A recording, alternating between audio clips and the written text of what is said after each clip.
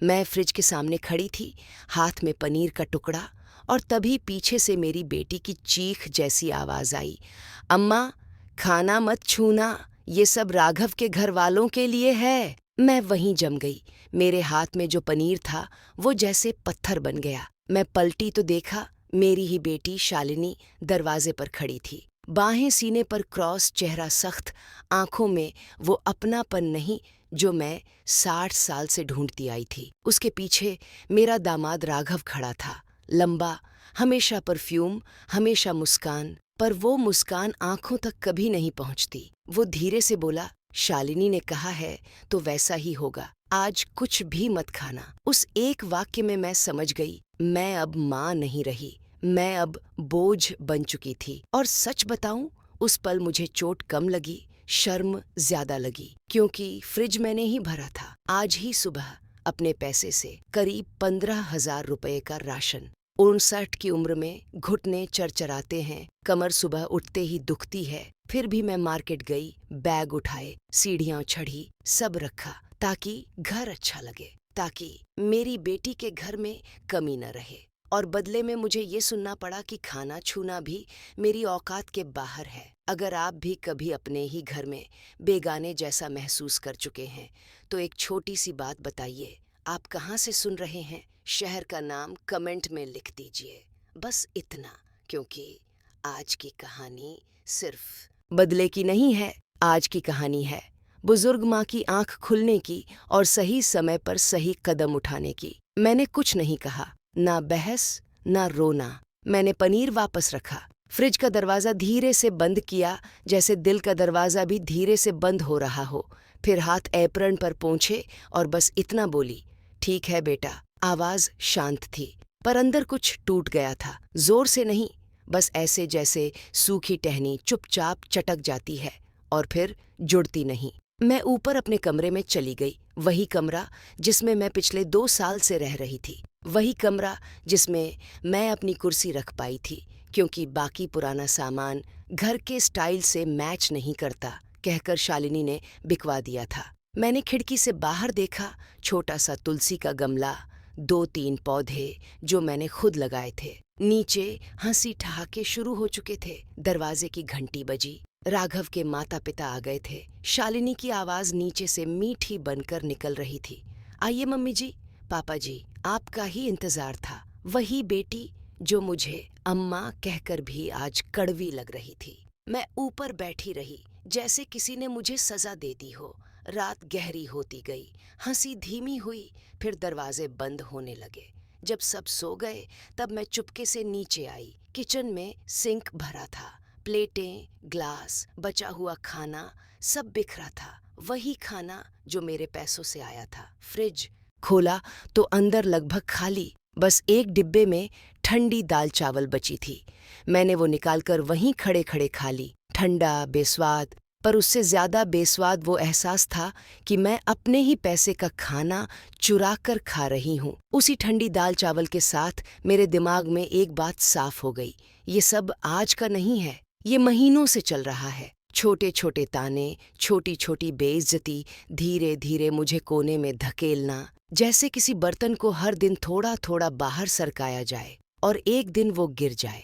पर सबसे बड़ा सच ये था, ये घर सिर्फ उनका नहीं था। मैंने अपना घर बेचकर इस घर के लिए पैसे दिए थे। कानपुर में मेरा छोटा सा मकान था, मेरे पति के जाने के बाद वही मेरा सहारा था। शालिनी ने ही कहा था, अम्मा अकेली मत रहो, हमारे पास आ जाओ, ये फ्लैट हम दोनों का होगा, आपका नाम भी रहेगा पेपर में। उसने रोकर कहा था, आपका अपना कमरा होगा, आपकी इज्जत होगी। और मैंने विश्वास कर लिया। मैंने अपना घर बेचा, करीब 35 लाख रुपए मिले। उनमें से 25 लाख मैंने डाउन पेमेंट में दिए, सीधा शालिनी के अकाउंट में, क्योंकि उसने कहा बिल्डर जल्दी मांग रहा है। मैंने सोचा, बेटी है, क्या धोखा देगी। मैंने उसी रात तय किया, मैं रोऊंगी नहीं, मैं चीखूंगी नहीं, क्योंकि रोने से सबूत नहीं बनते और बिना सबूत बूढ़ी औरत की बात को लोग ड्रामा कह देते हैं। सुबह 4 बजे मैं उठी, घर में सन्नाटा था। मैंने सबसे पहले अपना पुराना डॉक्यूमेंट बॉक्स निकाला, जिसमें मेरे पति का डेथ सर्टिफिकेट, बैंक पासबुक की कॉपी, पुराने घर के पेपर और वो एक कागज़ जिसके भरोसे मैंने जिंदगी की सबसे बड़ी रकम दी थी।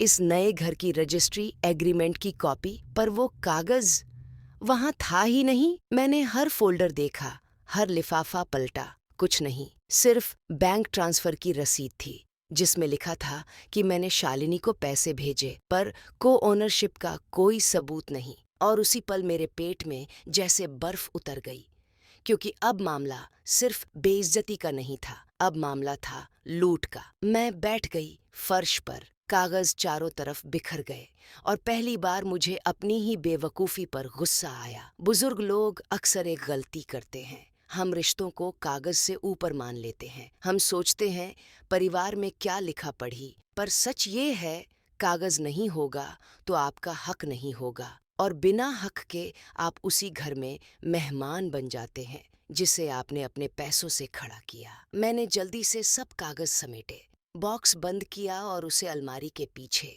पुराने सूटकेस के नीचे छिपा दिया। फिर चेहरा धोया, बाल सुलझाए और नीचे जाकर ऐसे चाय बनाने लगी जैसे कुछ हुआ ही नहीं।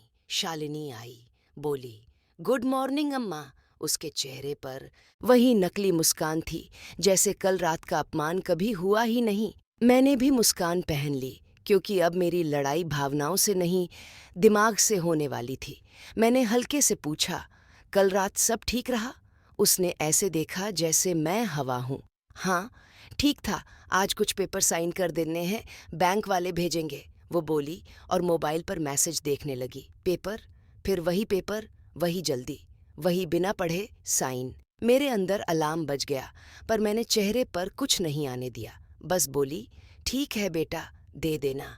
वो काम पर चली गई। राघव भी निकल गया। घर खाली हुआ तो मैं सीधे ड्राइंग रूम के उस छोटे से लॉक वाले ड्रॉर के पास गई जहां शालिनी इम्पोर्टेंट फाइल रखती थी। मैंने पहले भी कभी हाथ नहीं लगाया था, पर अब ये मेरा हक था अपनी ही जिंदगी बचाने का। लॉक बंद था, चाबी नहीं मिली। मैंने किचन की दराज में देखा, पूजा के पास देखा, यहाँ तक कि फ्रिज के ऊपर भी, कुछ नहीं।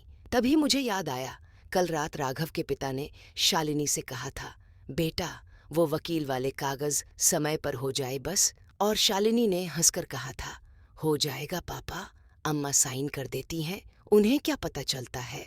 वकील। मेरा दिल तेज धड़कने लगा। मैंने उसी पल एक और चीज नोटिस की, सोफे पर शालिनी का दूसरा फोन पड़ा था। वो कभी कभी ऑफिस का अलग फोन रखती थी। स्क्रीन काली थी, पर नोटिफिकेशन की हल्की रोशनी चमकी। मेरा हाथ अपने आप आगे बढ़ा, फिर रुक गया। ये गलत है, मैंने खुद से कहा। फिर मैंने अपने आप से दूसरा सवाल किया, मेरे पैसे खाना गलत नहीं? मेरी रजिस्ट्री चुराना गलत नहीं? मुझे घर से निकालने की प्लानिंग गलत नहीं? मैंने कांपते हाथों से फोन उठाया और जैसे ही स्क्रीन ऑन हुई, एक नोटिफिकेशन दिखा। सिर्फ एक लाइन, पर वो लाइन मेरे पैरों के नीचे से जमीन खींचने के लिए काफी थी। मैडम, आपकी माँ से त्यागपत्र पर साइन बस एक बार और करवाना है, फिर प्रॉपर्टी ट्रांसफर क्लियर हो जाएगा। मेरी सांस अटक गई। त्यागपत्र मतलब मैं खुद अपने हक को छोड़ने वाली थी और मुझे पता भी नहीं था।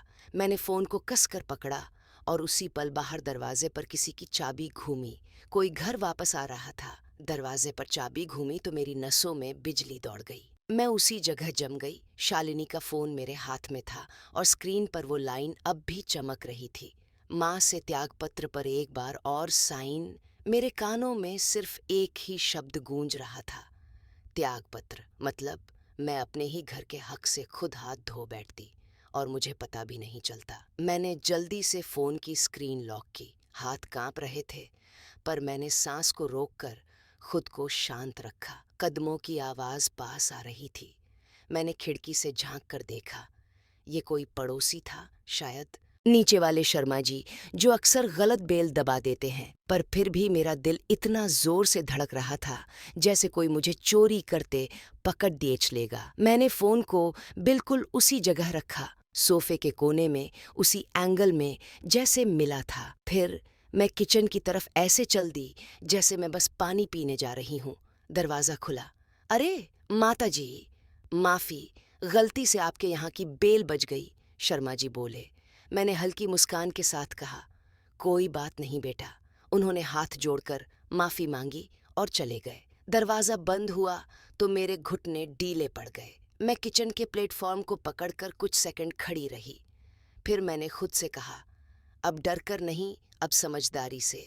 उस दिन मैंने तय किया, मैं अब किसी कागज़ पर बिना पढ़े साइन नहीं करूँगी, और मैं इस बार सबूत के बिना कदम नहीं उठाऊंगी, क्योंकि अगर मैं सीधे शालिनी से पूछती तो वो हंसकर कह देती, अम्मा आपको गलतफहमी हो रही है, और राघव कह देता, उम्र हो गई है, दिमाग कमज़ोर हो गया है, फिर मुझे ही पागल साबित कर देते। मैंने वही किया जो एक आम बुजुर्ग को करना चाहिए, पर बहुत कम लोग करते हैं।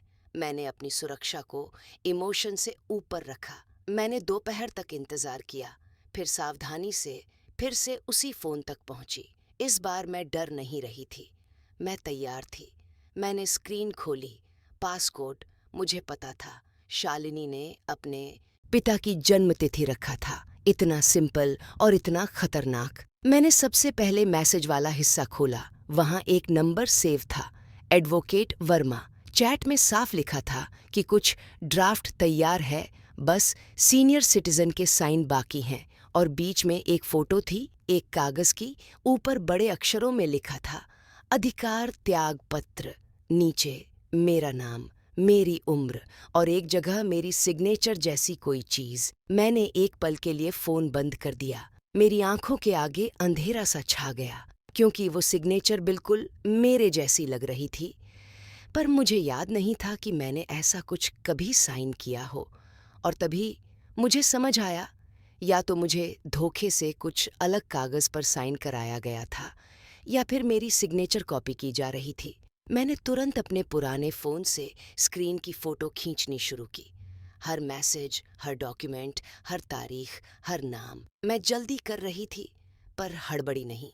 मैंने ध्यान रखा कि फ़ोटो साफ आए, ऊपर का टाइम, तारीख सब दिखे। फिर मैंने एक नोटबुक निकाली और उसमें नाम लिखे, advocate Verma, registration office, draft, त्यागपत्र। एक चीज़ और दिखी, एक प्रॉपर्टी डील की बात। शालिनी किसी दोस्त को लिख रही थी, माँ का काम बस 2 हफ्ते में सेट, फिर ये फ्लैट बेचकर हम नोएडा शिफ्ट। नोएडा मतलब वो लोग सिर्फ मुझे हटाना नहीं चाहते थे, वो मुझे पीछे छोड़कर निकल जाना चाहते थे, जैसे मैं कोई पुराना सामान हूँ। मैंने फ़ोन वापस वहीं रखा, और पहली बार मेरे अंदर डर की जगह क्रोध नहीं आया। मेरे अंदर आया एक ठंडा साफ दिमाग, क्योंकि क्रोध में इंसान गलती करता है, और मुझे गलती नहीं करनी थी। शाम को शालिनी और राघव घर आए। शालिनी सीधे अपने फ़ोन को खोजने लगी, जैसे उसे कुछ याद आ गया हो। अम्मा, मेरा दूसरा फ़ोन देखा? उसने पूछा। मैंने मासूमियत से कहा, सोफे पर ही था शायद। उसने जाकर उठा लिया, स्क्रीन देखी, चेहरे पर राहत आई। फिर जैसे कुछ नहीं, वो अपने कमरे में चली गई। रात का खाना बना, मैं उनके सामने बैठी, पर मेरा मन कहीं और था। मैं उनकी हर बात सुन रही थी। राघव बोला, माँ को कल बोल्डर वाले पेपर पर साइन करा लेना। शालिनी बोली, हाँ जल्दी कर देंगे। मैंने चम्मच प्लेट में रखा और नजरें नीचे रखीं। फिर मैं शांत आवाज में बोली, बेटा कल जो पेपर होंगे मैं पहले पढ़ लूंगी। आंखें कमजोर हैं तो धीरे धीरे पढ़ूंगी। शालिनी का चेहरा 1 सेकंड के लिए सख्त हुआ। राघव ने तुरंत बात काटी, अरे अम्मा, उसमें क्या पढ़ना, बस फॉर्मेलिटी है। मैंने हल्की हंसी के साथ कहा, फॉर्मेलिटी भी समझना चाहिए ना बेटा, आखिर साइन मेरा होगा। राघव ने मेरे चेहरे को ऐसे देखा जैसे मैं पहली बार बोल रही हूँ। शालिनी ने बिना कुछ कहे पानी पिया। वो दोनों समझ गए मैं बदल रही हूँ, पर उन्हें ये नहीं पता था कि मैं कितनी बदल चुकी हूँ।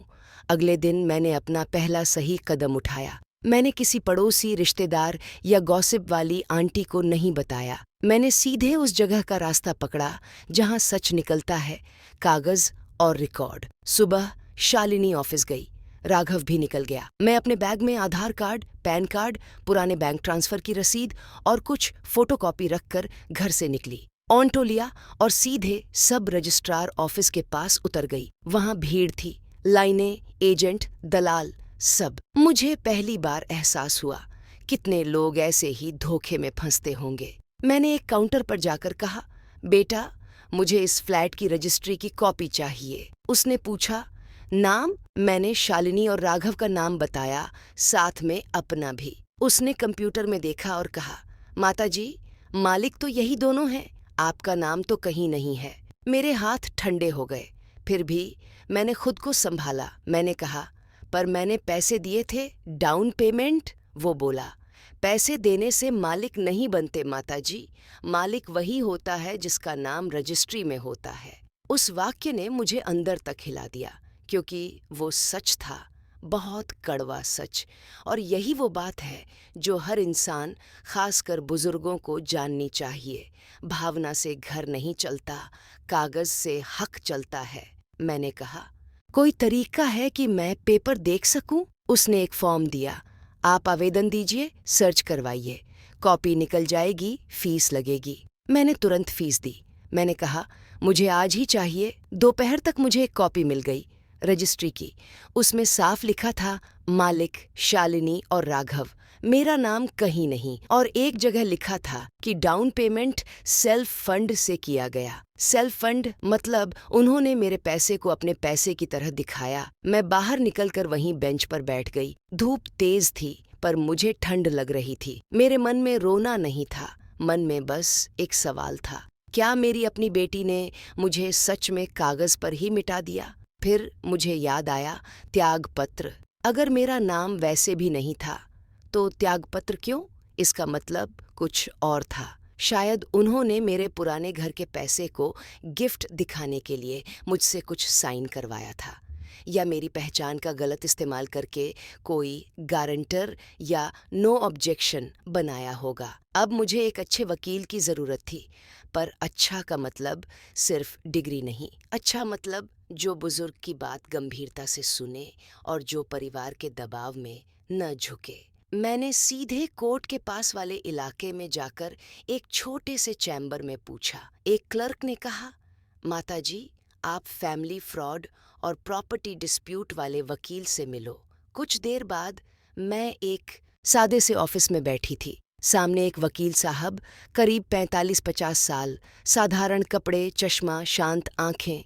उन्होंने मेरा नाम पूछा। मैंने कहा, मैं शांति देवी हूँ, और फिर मैंने सब बताया, अपमान, खाना रोकना, पैसे, पेपर, गायब दस्तावेज और फ़ोन में मिले मैसेज। उन्होंने बीच में एक बार भी मजाक नहीं उड़ाया। उन्होंने बस एक बात कही, माताजी आप अकेली नहीं हैं, ये आजकल बहुत होता है।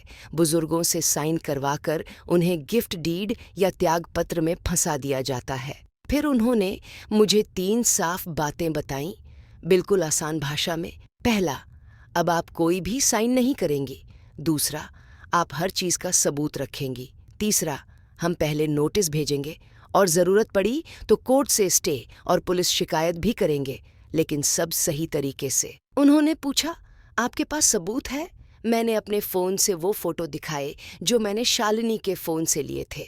वकील साहब की आंखें तेज़ हो गईं। उन्होंने कहा, ये बहुत ज़रूरी है।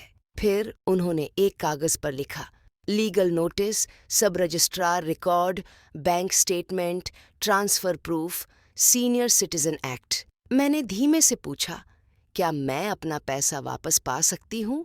वो बोले, सच्चाई यही है माताजी, लड़ाई आसान नहीं होगी, पर अगर धोखा साबित हुआ तो पैसा भी और आपके रहने का हक भी सुरक्षित हो सकता है। और अगर वो आपको घर से निकालने की कोशिश करेंगे तो हम तुरंत प्रोटेक्शन ले सकते हैं। मैंने पहली बार महसूस किया, मैं अकेली नहीं हूँ।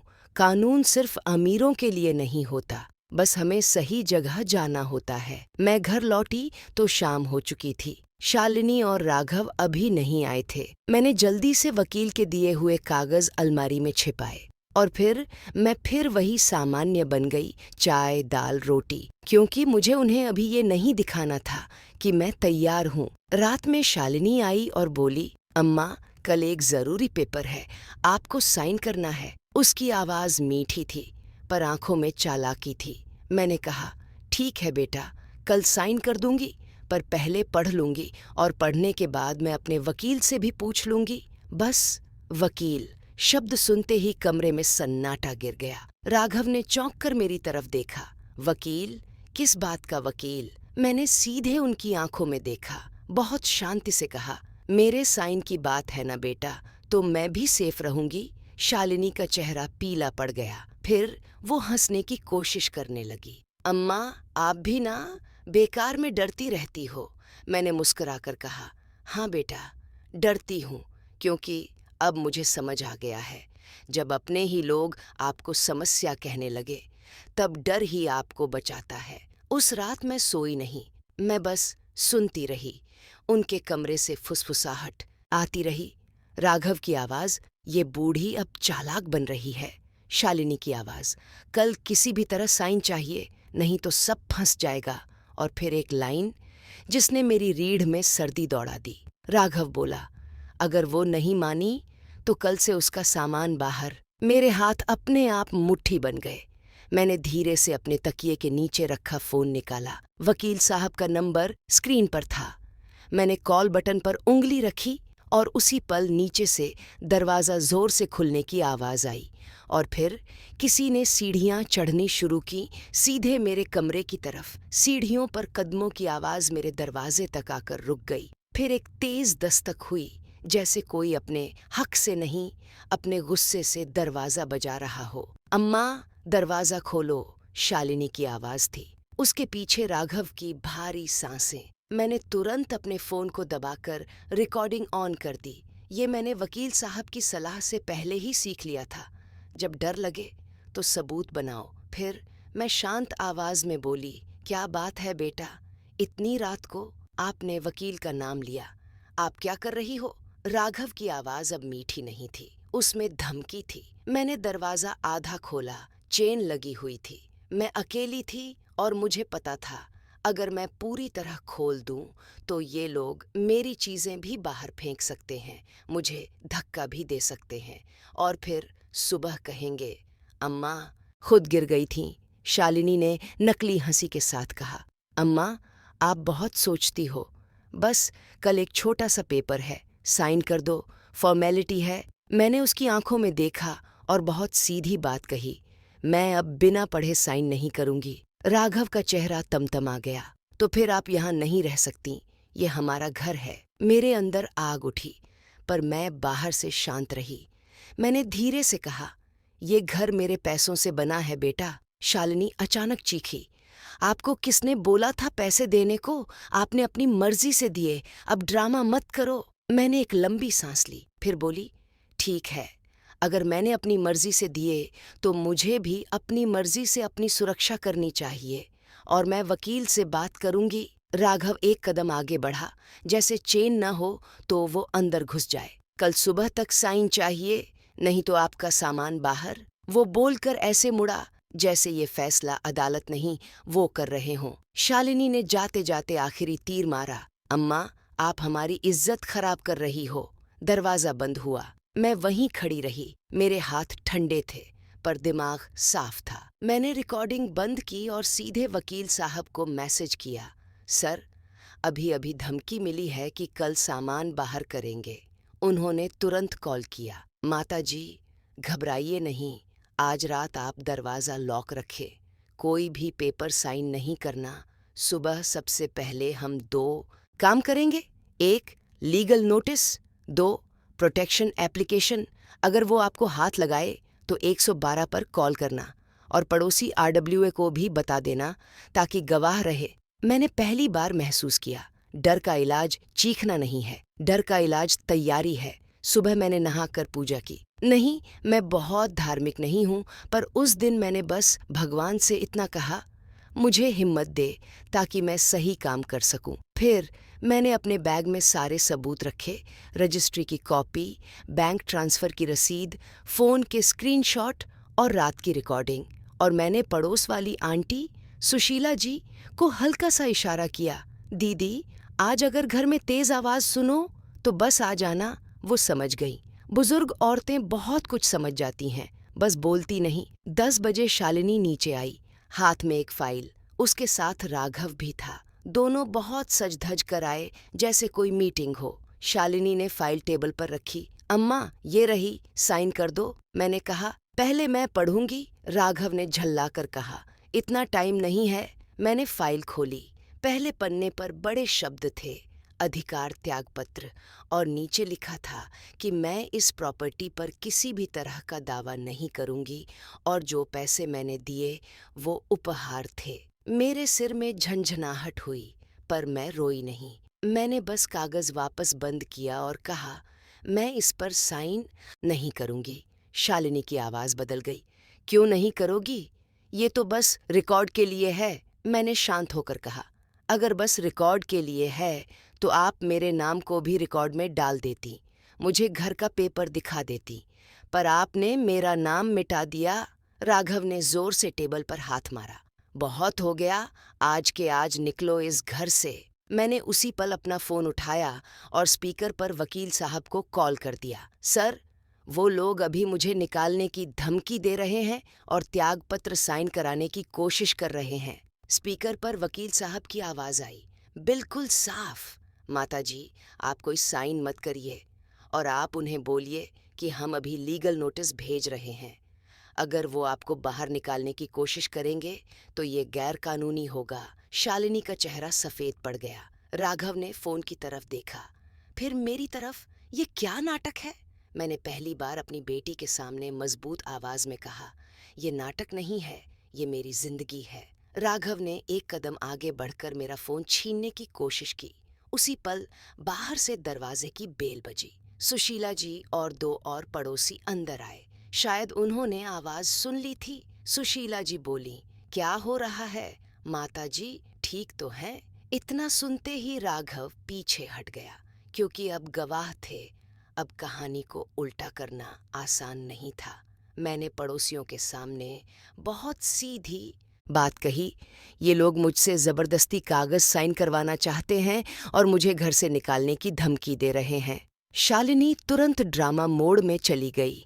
नहीं नहीं, अम्मा गलत समझ रही हैं। मैंने शांत होकर कहा, तो फिर आप कागज अभी सबको पढ़कर बताओ, ये किस चीज का पेपर है? शालिनी चुप हो गई। राघव ने फाइल उठाई और गुस्से में अंदर कमरे में चला गया। शालिनी मेरे पास आई, धीमे में फुसफुसाई, अम्मा, आपको सच में ये सब करना है? लोग क्या कहेंगे? मैंने उसे देखा और कहा, लोग कल भी कुछ नहीं बोले थे जब तुमने मुझे खाना छूने से रोका था। लोग तब भी नहीं बोले थे जब तुमने मेरे पेपर चुराए। अब मुझे लोगों से नहीं, अपने भविष्य से डर लगता है।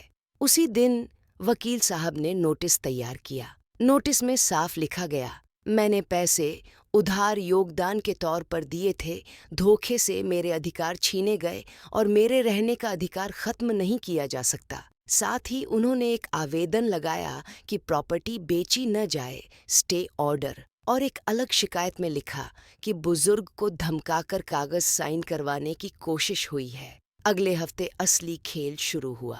पहले शालिनी ने मीठा बनकर कहा, अम्मा, आप तो अपनी बेटी हो, हम बैठकर बात कर लेते हैं। फिर उसी रात राघव ने इंटरनेट बंद कर दिया, मेरे कमरे का बल्ब हटवा दिया और कहा, अब देखो कैसे रहती हो।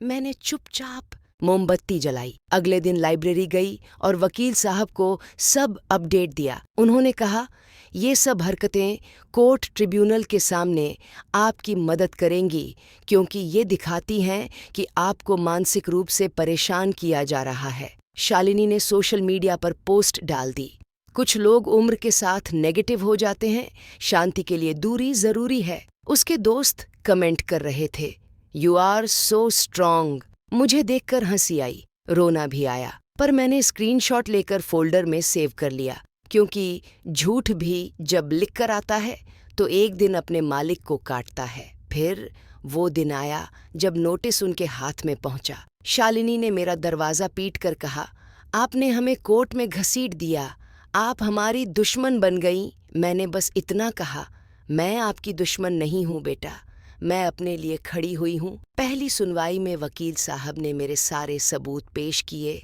रजिस्ट्री की कॉपी, ट्रांसफ़र प्रूफ, फ़ोन के स्क्रीनशॉट, धमकी की रिकॉर्डिंग, पड़ोसियों के बयान कि मैं यहाँ रहती हूँ और घर के काम करती हूँ। दूसरी तरफ उनके वकील ने कहा, ये पैसा गिफ्ट था। जज अधिकारी ने एक ही सवाल पूछा, अगर गिफ्ट था तो फिर त्यागपत्र क्यों और बुजुर्ग से जल्दी जल्दी साइन क्यों?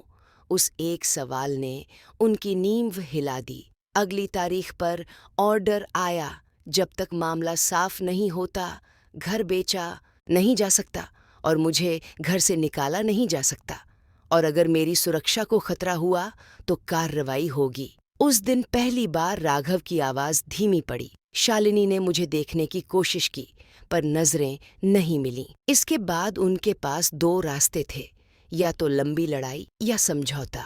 तीसरे महीने उन्होंने समझौते की बात रखी। शुरुआत में बहुत कम रकम ऑफर की। मैंने साफ कहा, मैं भीख नहीं मांग रही, मैं अपना हक मांग रही हूँ। वकील साहब ने कहा, हम या तो आपके पैसे पूरे वापस लेंगे या प्रॉपर्टी में आपका हिस्सा तय करवाएंगे। आखिरकार जब उन्हें लगा कि रिकॉर्डिंग, स्क्रीनशॉट और गवाहों के कारण उनका मामला कमजोर है, तो वो झुके। एक दिन शालिनी मेरे कमरे में आई। पहली बार उसकी आंखों में वही पुराना डर था जो बचपन में होता था। उसने कहा, अम्मा, हम गलती कर गए।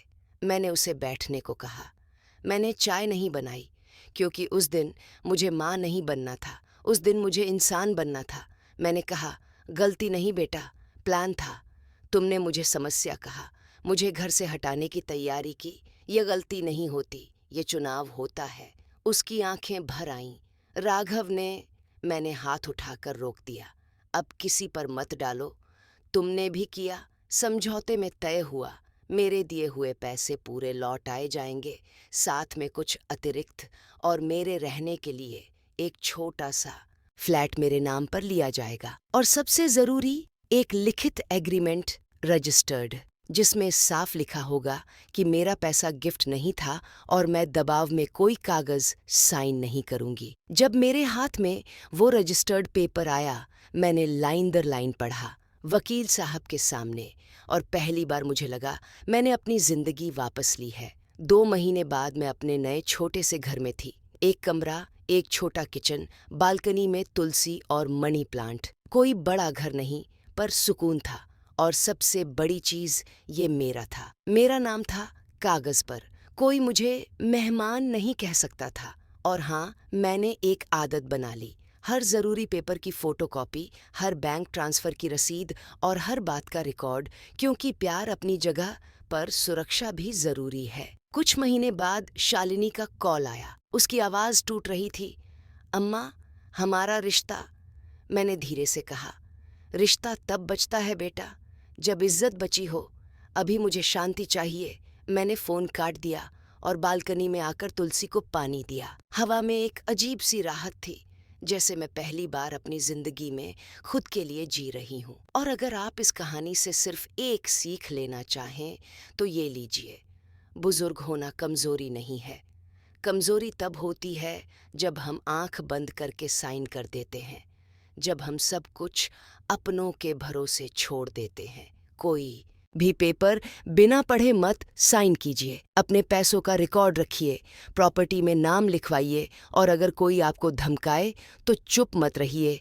कानून और समाज दोनों आपकी मदद कर सकते हैं, बस आपको पहला कदम उठाना होता है। अगर आपकी जिंदगी में भी कभी ऐसा कुछ हुआ है या आपने किसी बुजुर्ग के साथ ऐसा होते देखा है, तो कमेंट में सिर्फ मैं समझ गया गई लिख दीजिए, और अपना शहर भी लिख दीजिए, ताकि मुझे पता चले ये आवाज़ कहाँ तक पहुँच रही है।